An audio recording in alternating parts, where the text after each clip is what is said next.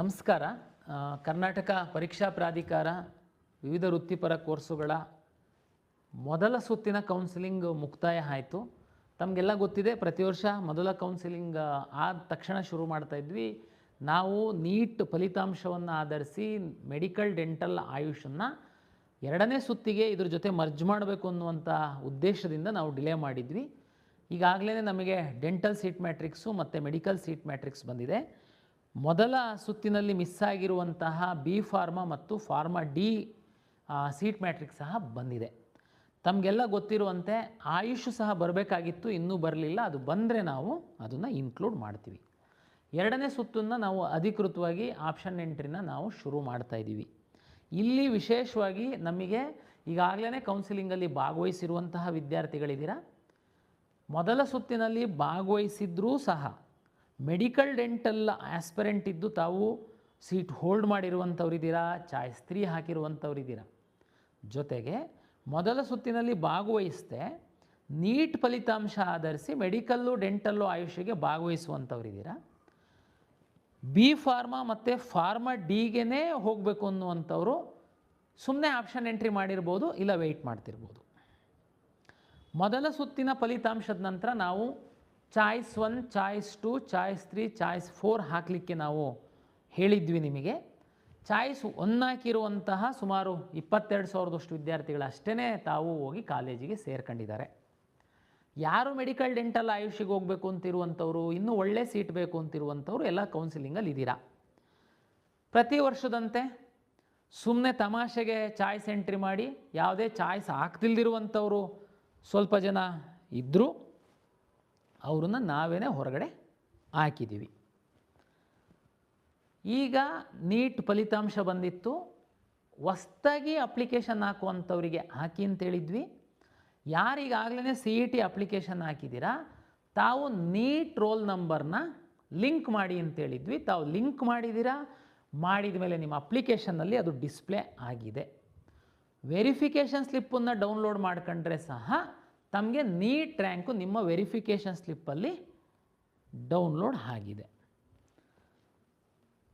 ಈ ವರ್ಷ ನಾವು ವಿಶೇಷವಾಗಿ ಆಲ್ಮೋಸ್ಟ್ ಒಂದು 6 ಮಂತ್ ತನಕ ನಾವು ನಿಮ್ಮ ವೆರಿಫಿಕೇಷನ್ ಸ್ಲಿಪ್ಪಲ್ಲಿ ಎಲ್ಲ ಮೀಸಲಾತಿಗಳನ್ನು ನೋಡ್ಕೊಳ್ಳಿ, ಯಾವುದಾದ್ರೂ ಮಿಸ್ ಆಗಿತ್ತು ಅಂತಂದರೆ ಅಪ್ಡೇಟ್ ಮಾಡ್ಕೊಳ್ಳಿ ಅಂತ ಸಾಕಷ್ಟು ಬಾರಿ ಹೇಳಿದ್ರೂ ಸಹ ಈಗ ನಿಮಗೆ ರಿಯಲೈಸ್ ಆಗಿದೆ, ಈಗ ನಂದು ಮೈನಾರಿಟಿ ಇಲ್ಲ ಹಾಕಬೇಕು ಅಂತ ಓಡಾಡ್ತಾ ಇದ್ದೀರಾ. ಇದು ದುರಂತ. ನಾವು ದಿಕ್ಸೂಚಿ ಅಂತ ಮ್ಯಾಗ್ಝೈನ್ ಸಹ ತಮ್ಮ ಕಾಲೇಜಿಗೆ ಕಳಿಸ್ಕೊಟ್ಟಿದ್ವಿ. ಸಾಕಷ್ಟು ನಾವು ನಮ್ಮ ವಿಕಾಸನ ಚಾನಲಲ್ಲಿ ಹಾಕೋದಲ್ದೇ ಸಾಕಷ್ಟು ಯೂಟ್ಯೂಬ್ ಚಾನಲ್ಲು ಈ ಕೌನ್ಸಿಲಿಂಗಿಗೆ ಎಲ್ಪ್ ಮಾಡುವಂಥವ್ರಿದ್ದಾರೆ. ಅವ್ರುಗಳು ಸಹ ಸಾಕಷ್ಟು ನಿಮಗೆ ಎಜುಕೇಟ್ ಮಾಡಿದ್ದಾರೆ. ಆದರೆ ನಿಮಗೆ ಅವಾಗ ಅದು ಅರಿವಾಗಿಲ್ಲ, ಜವಾಬ್ದಾರಿ ಇಲ್ಲ. ಈಗ ನಿಮಗೆ ರಿಯಲೈಸ್ ಆಗಿ ಓಡಾಡ್ತಾ ಇದ್ದೀರಾ. ಆದರೆ KEA ಎಲ್ಲಿ ಯಾವ ಹಂತದ ತನಕ ಒಂದು ಚೌಕಟ್ಟಿರುತ್ತೆ ಅಲ್ಲಿವರೆಗೆ ಮಾತ್ರ ನಾವು ಎಲ್ಪ್ ಮಾಡಲಿಕ್ಕೆ ಸಾಧ್ಯ, ಅದನ್ನು ಮೀರಿ ಮಾಡಲಿಕ್ಕೆ ಆಗಲ್ಲ. ಈಗ ಎರಡನೇ ಸುತ್ತಿನ ಕೌನ್ಸಿಲಿಂಗಿಗೆ ಬರೋಣ.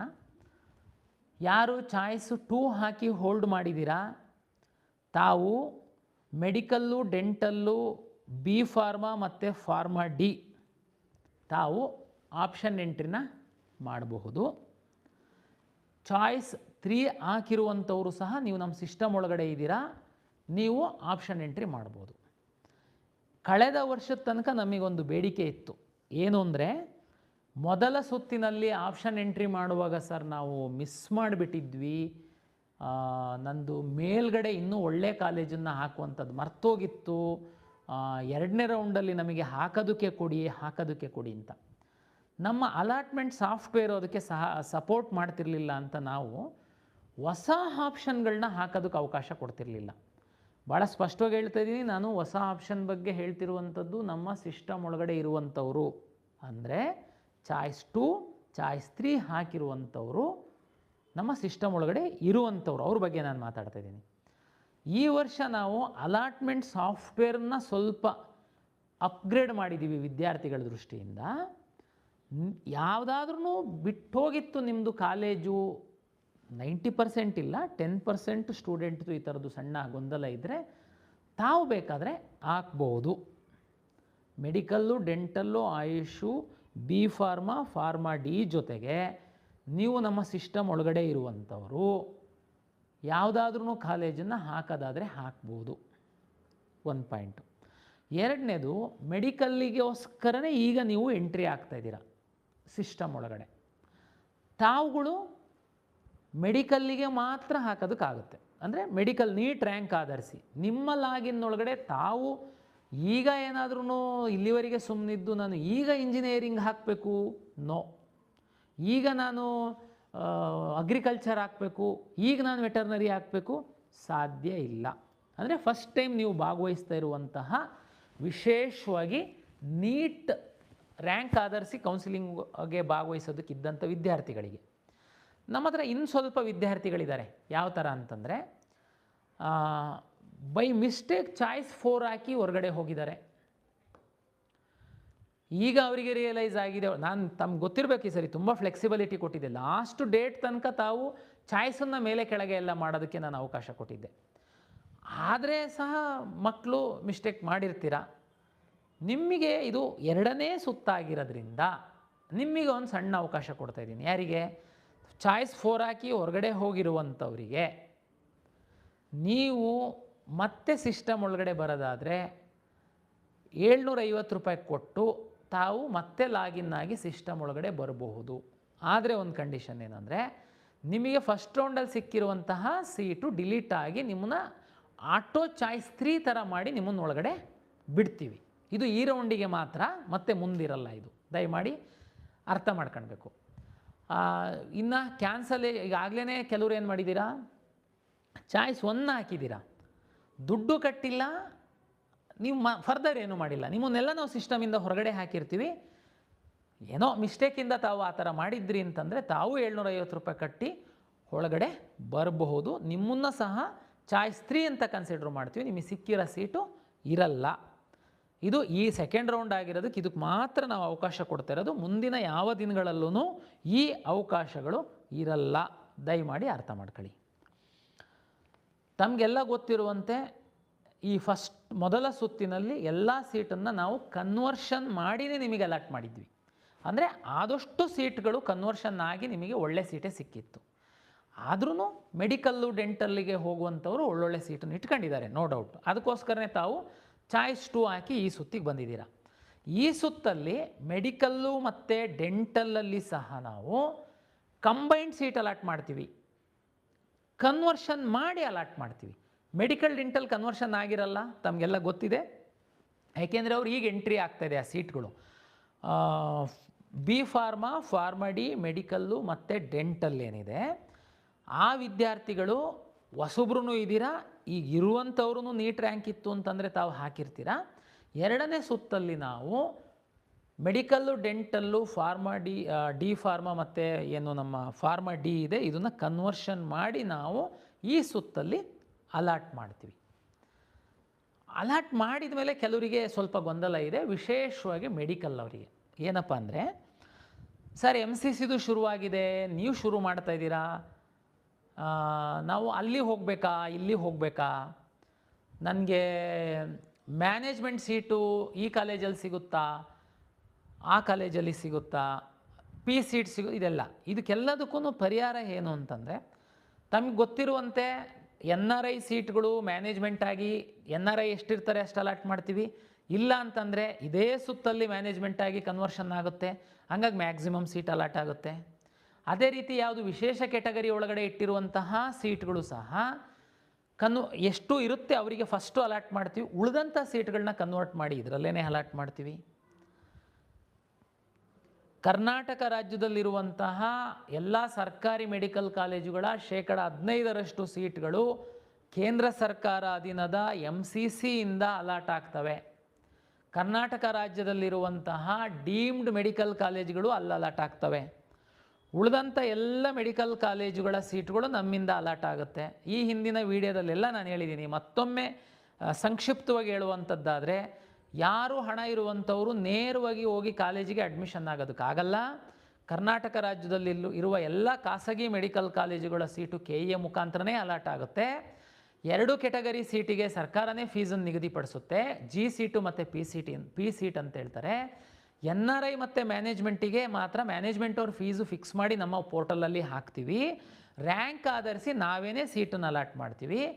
NRI ವಿದ್ಯಾರ್ಥಿಗಳು ಯಾರಾದರೂ ಸಫಿಷಿಯೆಂಟ್ ಇಲ್ಲ ಅಂತಂದರೆ ಆ ಸೀಟ್ಗಳೆಲ್ಲ ಮ್ಯಾನೇಜ್ಮೆಂಟಾಗಿ ನಾವು ಸೀಟನ್ನು ಅಲಾಟ್ಮೆಂಟ್ ಮಾಡ್ತೀವಿ. ಇದು ಪ್ರಕ್ರಿಯೆ ಇರುವಂಥದ್ದು. ಇಲ್ಲಿ ಒಂದು ಕನ್ನಡಿಗರಿಗೆ ಒಂದು ಕಿವಿ ಮಾತು ಏನು ಅಂತಂದರೆ, ಕರ್ನಾಟಕ ರಾಜ್ಯದಲ್ಲಿರುವಂತಹ ಸರ್ಕಾರಿ ಮೆಡಿಕಲ್ ಕಾಲೇಜುಗಳ 15% ಫೀಸ್ ಸೀಟ್ಗಳನ್ನು MCC ಅವರು ಅಲಾಟ್ ಮಾಡ್ತಾರೆ. ದಯಮಾಡಿ ಮೆರಿಟೋರಿಯಸ್ ಸ್ಟೂಡೆಂಟ್ಸು ಅಲ್ಲೂ ಭಾಗವಹಿಸಿ, ನನ್ನ ವಿನಂತಿ, ಅಲ್ಲಿ ಸಹ ಭಾಗವಹಿಸಿ. ಸೀಟ್ ಅವರು ಅಷ್ಟೇ, ಅಲ್ಲಿ ಕರ್ನಾಟಕದಲ್ಲಿರುವ ಡೀಮ್ಡ್ ಕಾಲೇಜಿನ ಸೀಟ್ಗಳದ್ದು ಸಹ ಫೀಸು ಫ್ಲಾಟ್ ಇರುತ್ತೆ. ಆಲ್ಮೋಸ್ಟ್ ಇಲ್ಲಿ 12 ಲಕ್ಷ ಇದ್ದು ಪ್ರೈವೇಟ್ ಮೆಡಿಕಲ್ ಕಾಲೇಜಿನ ಫೀಸಿಗೂ ಡೀಮ್ಡ್ ಮೆಡಿಕಲ್ ಕಾಲೇಜ್ ಫೀಸಿಗೂ ಹತ್ತತ್ರ ಸಮ ಇದೆ. ತಾವು ಅಲ್ಲಿ ಸಹ MCCನಲ್ಲಿ ಭಾಗವಹಿಸಿ, ಖಂಡಿತ ತಾವು ಭಾಗವಹಿಸಬೇಕು. ಯಾಕೆ ಅಂತಂದರೆ ನಮ್ಮಲ್ಲೂ ಭಾಗವಹಿಸಿ, ಅಲ್ಲೂ ಭಾಗವಹಿಸಿ. ನೀವು ನಿರ್ಧಾರ ಮಾಡೋದಕ್ಕೆ ನಾನು ಸಮಯ ಕೊಡ್ತೀನಿ. ನಾನು ಫಲಿತಾಂಶವನ್ನು ಪ್ರಕಟ ಮಾಡ್ತೀನಿ ಅಥವಾ ಅವರು ಫಲಿತಾಂಶ ಪ್ರಕಟ ಮಾಡ್ತಾರೆ, ಅದು ಏನು ಇಂಪಾರ್ಟೆಂಟ್ ಅಲ್ಲ. ಆದರೆ ನೀವು ಅವರ ಫಲಿತಾಂಶ ಬಂದ ಮೇಲೇ ನಾನು ಮುಂದುವರಿಯುವಂಥದ್ದು. ಉದಾಹರಣೆಗೆ ತಮ್ಮ ಮಗು ಮೆರಿಟ್ ಚೆನ್ನಾಗಿದೆ, ದಯಮಾಡಿ ತಾವು MCCನಲ್ಲಿ ಸಹ ಭಾಗವಹಿಸಿ, ನಮ್ಮಲ್ಲಿ ಸಹ ಭಾಗವಹಿಸಿ. ನಾನು ಫಲಿತಾಂಶ ಪ್ರಕಟ ಮಾಡ್ತೀನಿ ಅಥವಾ ಅವರು ಮಾಡ್ತಾರೆ. ಮಾಡಿದ ಮೇಲೆ ನೀವು ಡಿಸೈಡ್ ಮಾಡಿ, ನಾನು MCCನಲ್ಲಿ ತಗೊಳ್ಬೇಕಾ KEAನಲ್ಲಿ ತಗೊಳ್ಬೇಕಾ ಅಂತ. ಒಂದು ವೇಳೆ ತಾವು MCCನಲ್ಲಿ ತಗೊಳ್ಬೇಕು ಅಂತ ನಿರ್ಧಾರ ಮಾಡಿದರೆ ನಮ್ಮಿಂದ ನಾನು ಫ್ರೀ ಎಕ್ಸಿಟ್ ಆಪ್ಷನ್ ಕೊಡ್ತೀನಿ. ತಾವು ಫ್ರೀಯಾಗಿ ನಮ್ಮಿಂದ ಎಕ್ಸಿಟ್ ಆಗಿ, ನಾನು ನಿಮಗೊಂದೆರಡು ದಿನ ಅಂದರೆ MCC ಅವರು ಫೈನಲ್ ರಿಸಲ್ಟ್ ಪಬ್ಲಿಷ್ ಆದ ನಂತರ ನಾನು ಒಂದಿನ ಟೈಮ್ ಕೊಡ್ತೀನಿ. ತಾವು ಎಕ್ಸಿಟ್ ಆದಮೇಲೆ ನಾನು ರೀರನ್ ಮಾಡಿ ಫಲಿತಾಂಶ ಪ್ರಕಟ ಮಾಡ್ತೀನಿ. ಆ ವಿಷಯ ಇಷ್ಟೇ.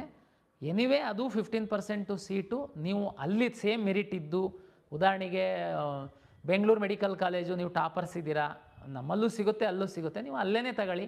ಇನ್ನೊಬ್ಬ ನಮ್ಮ ಹುಡುಗ ಇನ್ನೊಬ್ಬ ಕೆಳಗಿಂದ ನಾವು ನಮ್ಮ KEAಯಿಂದ ಹೋಗೋದಕ್ಕೆ ಅನುಕೂಲ ಆಗುತ್ತೆ ಅನ್ನುವಂಥದ್ದು ಅಷ್ಟೇ. ಯಾಕೆಂದರೆ ಕಾಲೇಜು ಸೇಮ್ ಇರುತ್ತೆ, ಹಾಗಾಗಿ ನಿಮಗೆ ಏನು ಪ್ರಾಬ್ಲಮ್ ಆಗಲ್ಲ. ದಯಮಾಡಿ ಅದು ಮಾಡಬೇಕು. ಇನ್ನೊಂದು, ಆಪ್ಷನ್ ಎಂಟ್ರಿ ಮಾಡುವಂತಹ ಸಂದರ್ಭದಲ್ಲಿ ಎಲ್ಲ ವಿದ್ಯಾರ್ಥಿಗಳಿಗೆ ನಾನು ಹೇಳುವಂಥದ್ದು, ಭಾಳ ಜವಾಬ್ದಾರಿಯಿಂದ ಆಪ್ಷನ್ ಎಂಟ್ರಿ ಮಾಡಿ. ಮೆಡಿಕಲ್ಲು ಡೆಂಟಲ್ಲಿಗೆ ಆಯುಷಿಗೆ ಮಾತ್ರ ಇದು ಫಸ್ಟ್ ರೌಂಡು. ಉಳಿದಂಥ ಎಲ್ಲ ಕೋರ್ಸುಗಳಿಗೆ ಇದು ಸೆಕೆಂಡ್ ರೌಂಡ್ ಅಂತ ನಾನು ಟ್ರೀಟ್ ಮಾಡ್ತೀನಿ. ಸೆಕೆಂಡ್ ರೌಂಡೇನೆ. B.Pharma ಫಾರ್ಮ್ ಡಿಗೆ ಫಸ್ಟ್ ರೌಂಡ್ ಆದ್ರೂ ಅದು ನಾನು ಸೆಕೆಂಡ್ ರೌಂಡ್ ಅಂತ ಟ್ರೀಟ್ ಮಾಡ್ತೀನಿ. ದಯಮಾಡಿ ಅದನ್ನು ನಾನು ಮುಂದಕ್ಕೆ ಕ್ಯಾರಿ ಮಾಡಲ್ಲ. ಇದು ಅರ್ಥ ಮಾಡ್ಕೊಳ್ಬೇಕು ವಿದ್ಯಾರ್ಥಿಗಳು. ನಾನು ಈ ಹಿಂದೆ ಎಲ್ಲ ತಮಗೆ ಹೇಳಿದ್ದೀನಿ, 2ನೇ ಸುತ್ತಿನಲ್ಲಿ ಕಡ್ಡಾಯವಾಗಿ ಅಡ್ಮಿಷನ್ ತಗೊಳ್ಬೇಕು ಅಂತ ನಾನು ಹೇಳಿದ್ದೀನಿ. ಇದು ಇಲ್ಲಿ ಇಂಪಾರ್ಟೆಂಟ್ ಆಗುತ್ತೆ, ನೀವು ಚಾಯ್ಸ್ ಕರೆಕ್ಟ್ ಹಾಕೋವಂಥದ್ದಕ್ಕೋಸ್ಕರ. ಮೆಡಿಕಲ್ ಡೆಂಟಲ್ ಅವರಿಗೆ ಫಸ್ಟ್ ರೌಂಡ್ ಇದೆ. MCCಗೆ ರಿಸಲ್ಟ್ ಬಂದ ಮೇಲೆ ಅಲ್ಲಿಗೆ ಹೋಗೋರಿಗೆಲ್ಲ ನಮ್ಮಿಂದ ಕಳಿಸ್ಕೊಟ್ಟು ರೀರನ್ ಮಾಡ್ತೀನಿ. ಆದರೂ ಸಹ ಅವರಿಗೆ 2ನೇ ರೌಂಡಿಗೆ ಬರುವಂಥದ್ದಕ್ಕೆ ಏನೆಲ್ಲ ಇದೆ ಆ ಥರ ನಾನು ಫೆಸಿಲಿಟೇಟ್ ಮಾಡ್ತೀನಿ. ಆದರೆ ಉಳಿದಂಥ ಯಾವ ಕೋರ್ಸುಗಳಿಗೆ ಸಹ 3ನೇ ಸುತ್ತಿಗೆ ಬರುವಂಥದ್ದಕ್ಕೆ ಅವಕಾಶ ಇರಲ್ಲ. ಚಾಯ್ಸ್ 1 ಹಾಕಿ ತಾವು ಅಡ್ಮಿಷನ್ ಆಗಬೇಕು, ಇಲ್ಲ ಚಾಯ್ಸ್ 4 ಹಾಕಿ ನಮ್ಮ ಸಿಸ್ಟಮಿಂದ ಹೊರಗಡೆ ಹೋಗಬೇಕು. ಇಲ್ಲಿ ಒಂದು ಡೌಟ್ ಬರುತ್ತೆ ತಮಗೆ, ಸರ್ ನಾನು ಆ್ಯಕ್ಚುಲಿ ಮೆಡಿಕಲ್ ಆಸ್ಪಿರೆಂಟ್ ಇದ್ದೀನಿ, ಮೆಡಿಕಲ್ ಸಿಕ್ಕಿಲ್ಲ ಅಂತಂದರೆ ನಾನು ಇಂಜಿನಿಯರಿಂಗ್ ಹೋಗಬೇಕು ಅಂತೇಳಿ ನಾನು ಹಾಕಿದ್ದೆ, ಈಗ ಇಂಜಿನಿಯರಿಂಗ್ ಸಿಕ್ಕಿದೆ, ನೀವು ಅಡ್ಮಿಷನ್ ಆಗಿಬಿಡು ಅಂತಂದರೆ ನನಗೆ 2ನೇ ರೌಂಡಲ್ಲಿ ಮೆಡಿಕಲ್ ಸಿಗೋ ಸಾಧ್ಯತೆ ಇದೆ, ನನಗೆ ಇಲ್ಲಿ ಅನ್ಯಾಯ ಆಗುತ್ತೆ, ಕಾಲೇಜಿಗೆ ಹೋಗಿ ಸೇರಿದರೆ ದುಡ್ಡು ಕೊಡ್ತಾರೆ. ಆದರೆ ನೀವು ಅದು ಮಾಡಲಿಲ್ಲ ಅಂತಂದರೆ ಎಂಟೈರ್ ಇಂಜಿನಿಯರಿಂಗ್ ವಿದ್ಯಾರ್ಥಿಗಳಿಗೆ ಅನ್ಯಾಯ ಆಗುತ್ತೆ.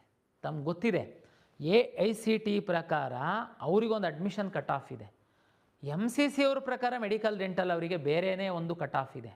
ಆದರೆ ನಿಮಗೆ ಅನ್ಯಾಯ ಆಗೋದಕ್ಕೆ ನಾನು ಬಿಡಲ್ಲ.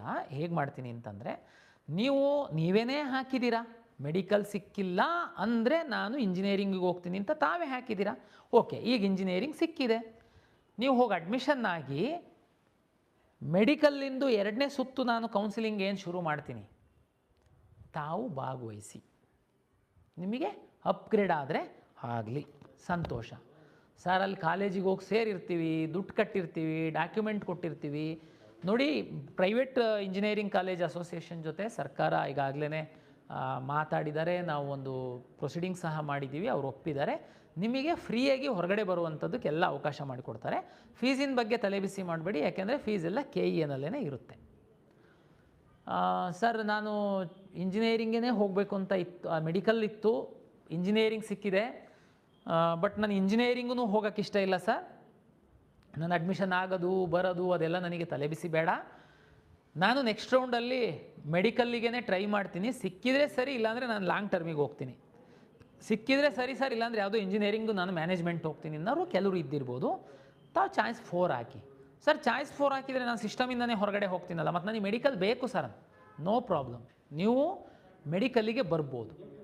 ಯಾಕೆಂತಂದರೆ ತಮ್ಗೆ ಗೊತ್ತಿದೆ, ಮೆಡಿಕಲ್ಲು, ಡೆಂಟಲ್ಲು, ಆಯುಷ್ ಏನಿದೆ ಅದು ಸೆಕೆಂಡ್ ರೌಂಡ್ ಅಂತ ಆಗುವಂಥದ್ದು. ನೋಡಿ, ನೀವೇನೇ ಇಂಜಿನಿಯರಿಂಗ್ ಸಿಕ್ಕಿದ್ರೆ ಅಂತ ನೀವು ಹಾಕಿರ್ತೀರಾ, ನೀವು ಹೋಗಲ್ಲ ಅಂದರೆ 4 ಹಾಕಿ ಹೊರಗಡೆ ಹೋಗಿ ಬಂದರೆ ನೀವು 750 ಕಟ್ಟಿ ಒಳಗಡೆ ಬನ್ನಿ. ಯಾಕೆಂದರೆ ನೀವೇನೇ ಹಾಕಿರುವಂಥದ್ದು ಮೆಡಿಕಲ್ ಸಿಕ್ಕಿಲ್ಲ ಅಂದರೆ ಇಂಜಿನಿಯರಿಂಗ್ ಅಂತೇಳಿ. ಇದು ಎರಡನೇ ಆಪ್ಷನ್ನು ಮೆಡಿಕಲ್ ಡೆಂಟಲ್ ಅವರಿಗೆ ಹೊರತುಪಡಿಸಿ, ಮೆಡಿಕಲ್ ಡೆಂಟಲ್ ಆಯುಷ್ ಅವರಿಗೆ ಹೊರತುಪಡಿಸಿ ಉಳಿದಂಥ ಎಲ್ಲರಿಗೆ ಸಹ ನಾನು ಆಪ್ಷನ್, ಇದು ನಾನು ವಿವರವಾಗಿ ರಿಸಲ್ಟ್ ಪಬ್ಲಿಷ್ ಮಾಡಿದ ಮೇಲೆ ಹೇಳ್ತೀನಿ. ನಾನು ಈಗ ಯಾಕೆ ಇದೊಂದು ಸಂಕ್ಷಿಪ್ತ ನಿಮಗೆ ಹೇಳ್ತಾ ಇದ್ದೀನಿ ಅಂತಂದರೆ, ಇಂಜಿನಿಯರಿಂಗಿಂದು ಈ ಹಿಂದೆ ಹೆಂಗಿರ್ತಿತ್ತು ಅಂತಂದರೆ, ನೀವು 3ನೇ ಸುತ್ತಿನ ತನಕ ಬರೋದಕ್ಕೆ ಅವಕಾಶ ಇತ್ತು. ಇದನ್ನೇ ದುರುಪಯೋಗ ಪಡಿಸ್ಕೊಂಡು ಸೀಟ್ ಬ್ಲಾಕ್ ಮಾಡ್ತಿದ್ರು ವಿದ್ಯಾರ್ಥಿಗಳು. ಹಾಗಾಗಿ ನಾನು ಇದನ್ನು ಹೇಳ್ತಾ ಇದ್ದೀನಿ. ಇನ್ನೊಂದು ಇಂಜಿನಿಯರಿಂಗ್ ವಿದ್ಯಾರ್ಥಿಗಳಿಗೆ ಅನುಮಾನ ಬರ್ಬೋದು, ಏನು ಅಂತಂದರೆ, ಸರ್ ಇಂಜಿನಿಯರಿಂಗ್ಗೆ ಅಡ್ಮಿಷನ್ ಆಗಿರ್ತೀನಿ, ನೀವು 3ನೇ ಸುತ್ತಿಂದು ಕೌನ್ಸಿಲಿಂಗ್ ಶುರು ಮಾಡೋದಕ್ಕೆ ಪಬ್ಲಿಷ್ ಮಾಡಿದಾಗ ಕಾರಣಾಂತರದಿಂದ ಯಾವುದಾದ್ರೂ ಒಂದು ಟಾಪ್ ಕಾಲೇಜಲ್ಲಿ 1-2 ಇಂಜಿನಿಯರಿಂಗ್ ಸೀಟೇ ಖಾಲಿ ಆಗಿರುತ್ತೆ, ಅದಕ್ಕೂ ನಾನು ಅಪ್ಗ್ರೇಡೇಷನಿಗೆ ಬರ್ಬೋದಾ? ಎಸ್, ನೀವು ಬರ್ಬೋದು. ಆದರೆ ನೀವು ಅಡ್ಮಿಷನ್ ಆಗಿರೋದು ಆಟೋಮೆಟಿಕ್ಕಾಗಿ ಕ್ಯಾನ್ಸಲ್ ಆಗುತ್ತೆ, ನೀವು ಬರಬಹುದು. ಸರ್ ಇದು ಏನು ಗೊಂದಲ ಆಗಿಬಿಡುತ್ತೆ ಸರ್, ನಾನು ಹೋಗೋದು ಇಲ್ಲಿ ಹೋಗಿ ಬರೋದು ಇದು ನೀವು ಈ ಥರ ವಿಚಾರ ಮಾಡುವಾಗ ನಾನು ಒಂದು ಡೇಟಾ ಅನಲೈಸ್ ಮಾಡಿದ್ದೀನಿ. ಲಾಸ್ಟ್ ಇಯರು, ಅದ್ರ ಹಿಂದಿನ ವರ್ಷ ಅದ್ರದ್ದೆಲ್ಲ ನೋಡಿದರೆ, ಈ ಥರ ಬಿಟ್ಟು ಅಪ್ಗ್ರೇಡ್ ಆಗುವಂಥದ್ದು, ಬೇರೆ ಕಡೆ ಹೋಗುವಂಥದ್ದು ಕೇವಲ ಒಂದು 2%. ನಾನು 2%ಗೋಸ್ಕರ ಏನಾದ್ರೂ ಇಂಜಿನಿಯರಿಂಗ್ ಎಲ್ಲ ಕೋರ್ಸ್ಗಳಿಗೆ ಎಂತಿದ್ರೂ ಇದು ಮೆಡಿಕಲ್ ಎಲ್ಲ ಬಂದಿರೋದ್ರಿಂದ ಇದು ಈಗ ಸೆಕೆಂಡ್ ರೌಂಡ್ ಇದೆ ಅಂತ ನಾನು ನಿಮಗೆ ಹೋಲ್ಡ್ ಮಾಡಿ ಮುಂದೆ ಬರೋದಕ್ಕೆ ಕೊಟ್ಟರೆ ಯಾರೂ ಅಡ್ಮಿಷನ್ ಆಗಲ್ಲ. ಎಲ್ಲೋ ಒಂದು ಕಡೆ ಆಸೆ ನಂದು ಅಪ್ಗ್ರೇಡ್ ಆಗ್ಬೋದು ಅಂತ. MCC ಅವ್ರದ್ದು ತಮಗೆ ಗೊತ್ತಿದೆ ಲಾಸ್ಟ್ ಇಯರ್ ಎಲ್ಲ ಏನಾಗಿದೆ ಅಂತ ಅಂದ್ಕೊಂಡು. ಹಾಗಾಗಿ MCC ಅವ್ರದ್ದು ಯಾವಾಗ ಪೋಸ್ಟ್ಪೋನ್ ಮಾಡ್ತಾರೆ, ಯಾವಾಗ ಓಪನ್ ಮಾಡ್ತಾರೆ ಅಂತನ್ನುವಂಥದ್ದು ಲಾಸ್ಟ್ ಇಯರ್ ಎಷ್ಟು ಗೊಂದಲ ಇತ್ತು. ಒಂದು ವೇಳೆ ಈ ವರ್ಷ ನಾನೇನಾದ್ರೂ ಈ ರಿಸ್ಕನ್ನು ತಗೊಂಡ್ರೆ, AICT ಅವರೇನಾದರೂ ಲಾಸ್ಟ್ ಡೇಟ್ ಮಾಡ್ತು ಅಂತಂದರೆ ನಮ್ಮ ಇಂಜಿನಿಯರಿಂಗ್ ಕಾಲೇಜವರಿಗೆ ಮತ್ತು ಮಕ್ಕಳಿಗೆ ಅನ್ಯಾಯ ಆಗುತ್ತೆ. ನಾನು 2% ಸೀಟಿಗೋಸ್ಕರ ನಾನು ನಿಮ್ಗಳ್ನೆಲ್ಲ 3ನೇ ಸುತ್ತಿನ ತನಕ ತಗೊಂಡು ಹೋಗೋದಕ್ಕೆ ಆಗಲ್ಲ. ಹಾಗಾಗಿ ಈ ನಿರ್ಧಾರ ನಾವು ಮಾಡಿದ್ದೀವಿ. ದಯಮಾಡಿ ತಾವು ಸಹಕಾರ ನೀಡಬೇಕು. ನೀವು ಏನೂ ಗೊಂದಲಕ್ಕೆ ಒಳಗಾಗಬೇಡಿ. ವಿದ್ಯಾರ್ಥಿಗಳ ಸ್ಥಾನದಲ್ಲಿ ನಾನು ನಿಂತು ನಿಮ್ಗಳಿಗೆ ಯಾವ ರೀತಿ ಅನುಕೂಲ ಆಗಬೇಕು ಆ ರೀತಿಯೇ ನಾನು ನಿಮಗೆ ಸಹಾಯ ಮಾಡ್ತೀನಿ. ಬಟ್ ನೀವು ಏನೇನೋ ಕಲ್ಪನೆ ಮಾಡ್ಕೊಂಡು ಟೆನ್ಷನ್ ಆಗೋದಕ್ಕೆ ಹೋಗಬೇಡಿ.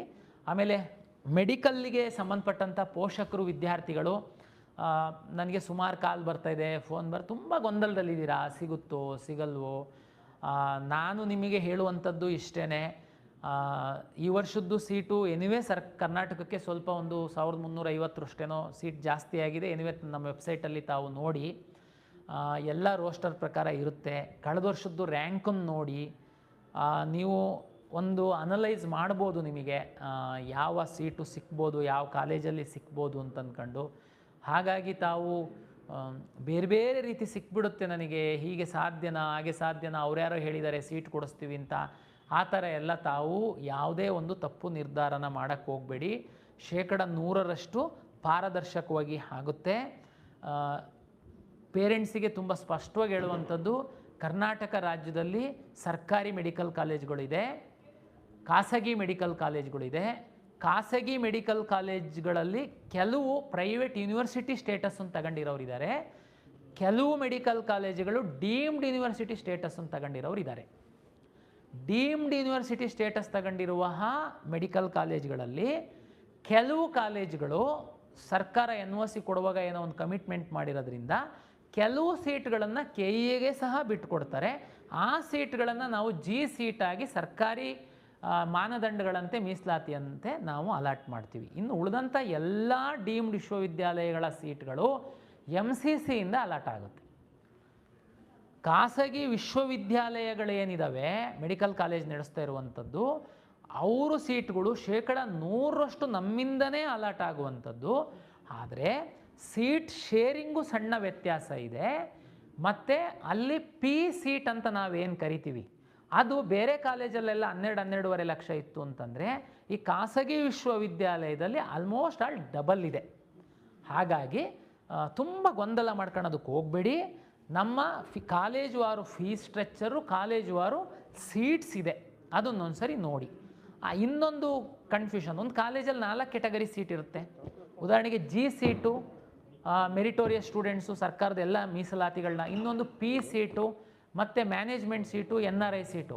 ನೀವು ಆಪ್ಷನ್ ಎಂಟ್ರಿ ಮಾಡುವಾಗ ಫಸ್ಟು ಸರ್ ಜಿ ಸೀಟನ್ನೆಲ್ಲ ಒಂದು ಕಾಲೇಜಿಗೆ ಒಂದೇ ಹಾಕಬೇಕಾ, ಜಿ ಸೀಟನ್ನು ಮಾತ್ರ ಹಾಕಬೇಕಾ?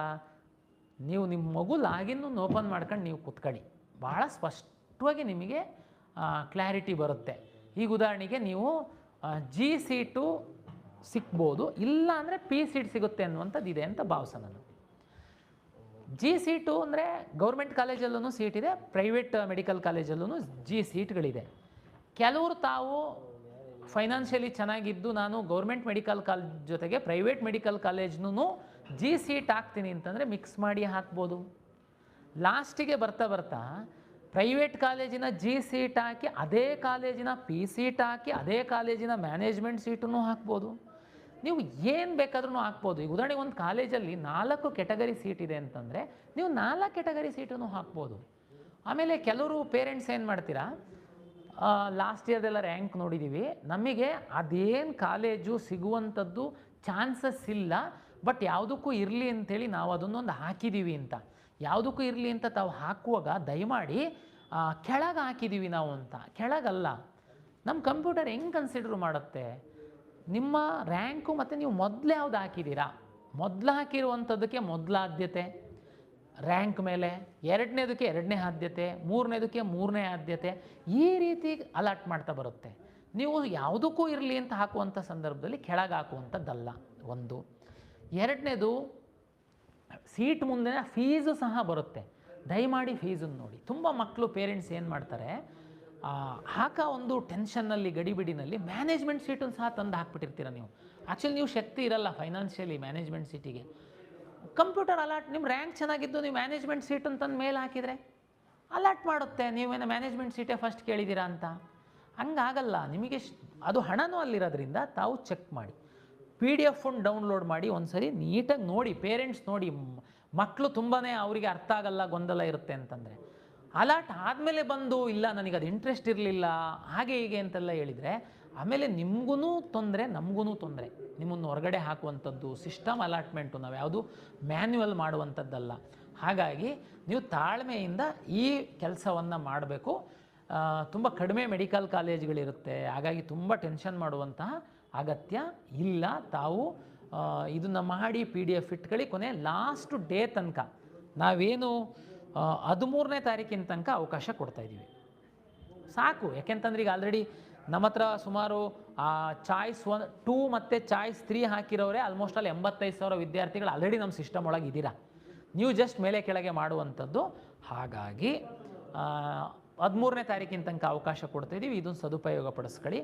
ಒಂದು ಪಾಯಿಂಟ್ ಮಿಸ್ ಆಗಿತ್ತು, ಫಸ್ಟ್ ರೌಂಡಲ್ಲಿ ತಾವು ಆಪ್ಷನ್ ಎಂಟ್ರಿ ಮಾಡಿದ್ದೀರಾ, ನಿಮಗೆ ಯಾವುದೂ ಸೀಟ್ ಅಲಾಟ್ ಆಗಿಲ್ಲ, ಬಟ್ ನೀವು ನಮ್ಮ ಸಿಸ್ಟಮ್ ಒಳಗಡೆ ಇದ್ದೀರಾ, ನಿಮ್ಮ ಹತ್ರ ಆಪ್ಷನ್ಸೂ ಇದ್ದಾವೆ. 1.5 ತಿಂಗಳ ಹಿಂದೆ ತಾವು ಆಪ್ಷನ್ ಎಂಟ್ರಿ ಮಾಡಿದ್ರಿ. ನಿಮ್ಮನ್ನು ನಾನು ನೇರವಾಗಿ ಈ ಸುತ್ತಲ್ಲಿ ಸೀಟ್ ಅಲಾಟ್ಮೆಂಟಿಗೆ ನಿಮ್ಮ ಆಪ್ಷನ್ಗಳನ್ನ ನಾನು ಕನ್ಸಿಡರ್ ಮಾಡೋಕ್ಕಾಗಲ್ಲ. ಮಾಡಿದರೆ ತಪ್ಪಾಗುತ್ತೆ. ಯಾಕೆ ಅಂತಂದರೆ ನಿಮಗೆ ಇಂಟ್ರೆಸ್ಟ್ ಇದೆಯಾ ಇಲ್ವಾ ಅನ್ನೋದು ನನಗೆ ಗೊತ್ತಿಲ್ಲ. ಯಾಕೆಂದರೆ ನೀವು ಆಪ್ಷನ್ ಎಂಟ್ರಿ ಮಾಡಿದ್ರಿ, ನಿಮಗೆ ಫಸ್ಟ್ ರೌಂಡಲ್ಲಿ ಸೀಟ್ ಸಿಕ್ಕಿಲ್ಲ, ನೀವು ನಮ್ಮ ಸಿಸ್ಟಮ್ ಒಳಗಡೆ ಇದ್ದೀರಾ.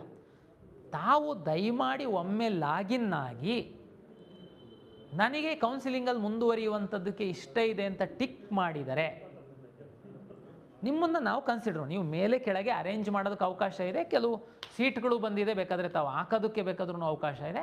ಬಟ್ ನೀವು ಲಾಗಿನ್ ಆಗಿ ಮಾಡಬೇಕು. ಯಾಕೆ ಸರ್ ನಾವು ಆಲ್ರೆಡಿ ಮಾಡಿದ್ದೀವಲ್ಲ ಸರ್, ನಾವು ಮತ್ತೊಂದು ಸರಿ ಯಾಕೆ ಮಾಡಬೇಕು ಅಂತ ಕೆಲವ್ರು ಕೇಳ್ಬೋದು. ಏನಾಗ್ತಾ ಇತ್ತು ಹಿಂದೆ ಅಂತಂದರೆ, ತುಂಬ ದೊಡ್ಡ ನಂಬರ್ ವಿದ್ಯಾರ್ಥಿಗಳಿಗೆ ಸೀಟ್ ಅಲಾಟ್ ಆಗಿರ್ತಿರ್ಲಿಲ್ಲ. ನಮ್ಮವರು ಎಂಟೈರ್ ವಿದ್ಯಾರ್ಥಿಗಳನ್ನ ಇಲ್ಲಿಗೆ ಪೋರ್ಟ್ ಮಾಡ್ಕೊಂಡ್ಬಿಟ್ಟು ರನ್ ಮಾಡಿ ಅಲಾಟ್ ಮಾಡ್ತಿದ್ರು. ಆಮೇಲೆ ಅವರು ಆಲ್ರೆಡಿ ಮ್ಯಾನೇಜ್ಮೆಂಟಲ್ಲಿ ಸೇರ್ಕೊಳ್ಳೋದು, ಬೇರೆ ಬೇರೆ ಕಡೆ ಹೋಗಿ ಸೇರ್ಕೊಂಡ್ಬಿಟ್ಟಿರ್ತಿದ್ರು. ನಮಗೆ ಅಡ್ಮಿಷನ್ಸ್ ಪ್ರಮಾಣ ಭಾಳ ಕಡಿಮೆ ಆಗ್ತಾಯಿತ್ತು. ಅವರಿಗೆ ಕೇಳಿದರೆ, ಸರ್ ನಾವೆಲ್ಲಿ ಸರ್ ಫಸ್ಟ್ ರೌಂಡಲ್ಲಿ ನಾವು ಭಾಗವಹಿಸಿದ್ವಿ, ನಮಗೆ ಯಾವುದೂ ಸೀಟ್ ಸಿಕ್ಕಿಲ್ಲ, ಹಂಗೆ ನಾವು ಹೋಗಿದ್ದೀವಿ. ಅದಕ್ಕೋಸ್ಕರ ನಾವು ಮಾಡಿದ್ದೀವಿ. ದಯಮಾಡಿ ಮೊದಲ ಸುತ್ತಿನಲ್ಲಿ ಆಪ್ಷನ್ ಎಂಟ್ರಿ ಮಾಡಿ ಯಾವುದೇ ಸೀಟು ಸಿಕ್ಕಿಲ್ಲದ ಇರುವಂಥ ವಿದ್ಯಾರ್ಥಿಗಳು ತಾವು ಲಾಗಿನ್ ಆಗಿ ತಾವು ಕನ್ಸೆಂಟ್ ಕೊಟ್ಟರೆ ಅಷ್ಟೇ ತಮ್ಮನ್ನು ಈ ಸುತ್ತಿನಲ್ಲಿ ಕನ್ಸಿಡ್ರು ಮಾಡ್ತೀವಿ. ಇಷ್ಟು ತಾವು ವೆಬ್ಸೈಟಲ್ಲಿ ನೋಡಿ ಕಳೆದ ವರ್ಷದ್ದು ಮೆಡಿಕಲ್ಲು ಒಂದು ಡೆಂಟಲ್ದು ರ್ಯಾಂಕನ್ನು ಸಹ ನೋಡಿ ತಾವೊಂದು ಕನ್ಕ್ಲೂಷನ್ಗೆ ಬರಬಹುದು. 13ನೇ ತಾರೀಕಿನ ತನಕ ಆಪ್ಷನ್ ಎಂಟ್ರಿಗೆ ನಾವು ಅವಕಾಶ ಕೊಟ್ಟಿದ್ದೀವಿ. ಸಮಾಧಾನವಾಗಿ ಕೂತ್ಕೊಂಡು ಆಪ್ಷನ್ ಎಂಟ್ರಿ ಮಾಡಿ. ಈಗಾಗಲೇ ನಮ್ಮ ಕೌನ್ಸಿಲಿಂಗ್ ಒಳಗಡೆ ಇರುವಂಥವರು ತಾವು ಮೇಲೆ ಕೆಳಗೆ ಮಾಡುವಂಥದ್ದು, ಡಿಲೀಟ್ ಮಾಡುವಂಥದ್ದು, ಹೊಸದಾಗಿ ಆಪ್ಷನ್ ಹಾಕೊಳ್ಳುವಂಥದ್ದಕ್ಕೆ ಅವಕಾಶ ಇರುತ್ತೆ. ನಮ್ಮದು ಜೊತೆಗೆ ಬ್ರೋಷರ್ ಇದೆ ವಿವರವಾದಂತಹ ಕೌನ್ಸಿಲಿಂಗಿಗೆ ಸಂಬಂಧಪಟ್ಟಂತೆ. ಅದನ್ನು ಸಹ ತಾವು ಸ್ಟಡಿ ಮಾಡಿ ನಿಮಗೆ ತುಂಬ ಕ್ಲಾರಿಟಿ ಬರುತ್ತೆ ಅಂತೇಳಿ ನಾನು ಹೇಳ್ತಾ, ಜಸ್ಟ್ ಒಂದು ವಾರ ಇದೆ, ತುಂಬ ಇನ್ವಾಲ್ವ್ ಆಗಿ ತಾವು ಒಳ್ಳೆ ರೀತಿಯಲ್ಲಿ ನೀವು ಆಪ್ಷನ್ ಎಂಟ್ರಿ ಮಾಡ್ತು ಅಂತಂದರೆ ಯಾವುದೇ ಗೊಂದಲ ಇಲ್ದಿರೋ ಥರ ಕೌನ್ಸಿಲಿಂಗ್ ಮಾಡಲಿಕ್ಕೆ ಸಾಧ್ಯ ಆಗುತ್ತೆ. ಧನ್ಯವಾದಗಳು.